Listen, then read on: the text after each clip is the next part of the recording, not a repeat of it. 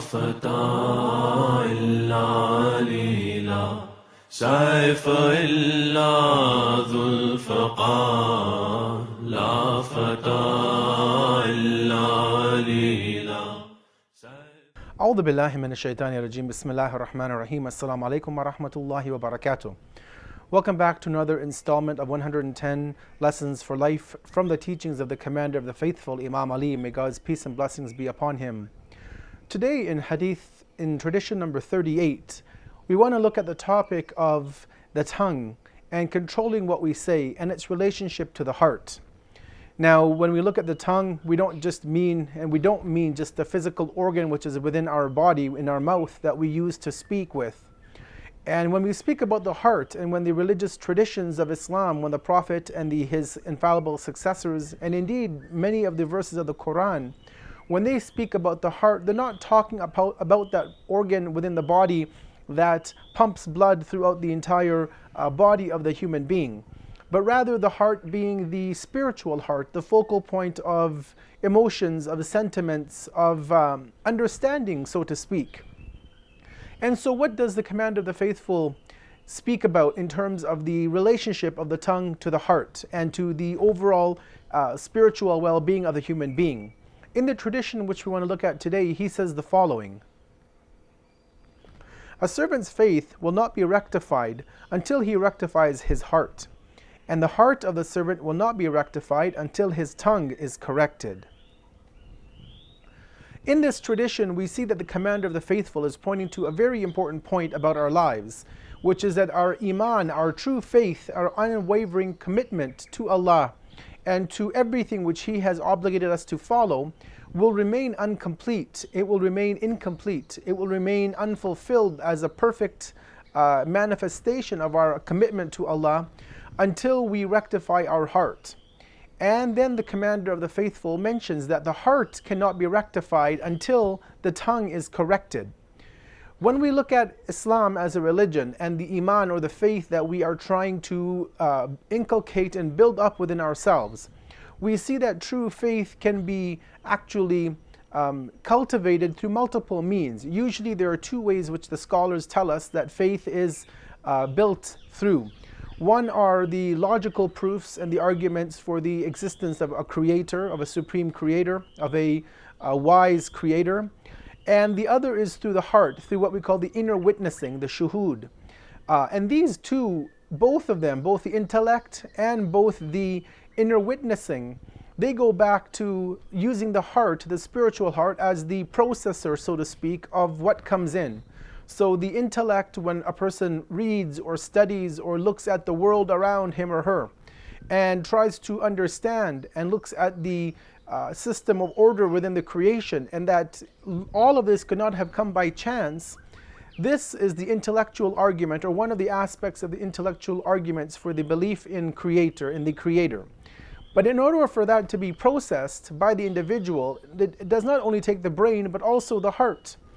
And in addition, if a person was to use the spiritual proofs, use the inner witnessing that the scholars talk about, then this too also needs to take place within the heart. So we see that both of these areas relate back to the heart of the individual, the spiritual heart. And that's why we mentioned in the beginning, and we repeat again, that if the spiritual heart is not safe, it is not immune, it is not protected from the outside corruption and filth, then it is very well possible that a person's faith, his conviction in Islam, would begin to waver and shake. The Commander of the Faithful then mentions that the heart of the servant will not be rectified, it will not be corrected, it would not be that place of being able to process the signs of Allah and the creations of Allah for us to develop our faith better unless the tongue is rectified. Meaning that there is a direct correlation between our iman, our conviction, our faith in Islam, and also how we interact with the people around us. So when a person does not have control over his or her tongue, they allow it to speak the forbidden, to mention profanities, and to speak bad things, and to talk about people, and to lie, and to do all of these things which are the sins of the tongue, then as the Commander of the Faithful tells us, that this has a direct impact on our heart. And if it has a direct impact on the heart, as the Commander of the Faithful says, then this will also have a direct implication on our faith, on our conviction in Allah.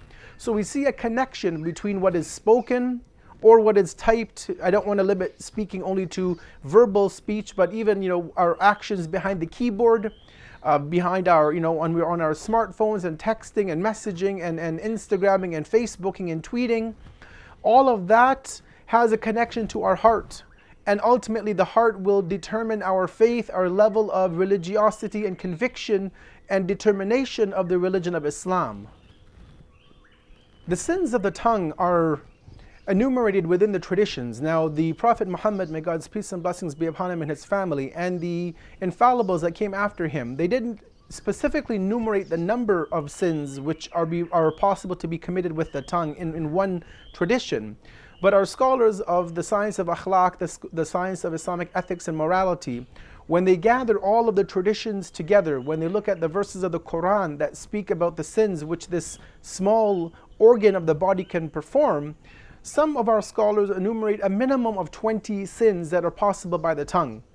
Other scholars and many of our contemporary scholars of Islamic ethics have actually enumerated 40 different sins that can be committed just by the tongue of an individual. So we see that there is a really important emphasis that we need to put on our tongue and what we speak, what we say, what we write, what we put down, because this again has a direct impact on the faith that you and I profess. Unfortunately, within our day and age, sins have become very commonplace, especially the sins of the tongue.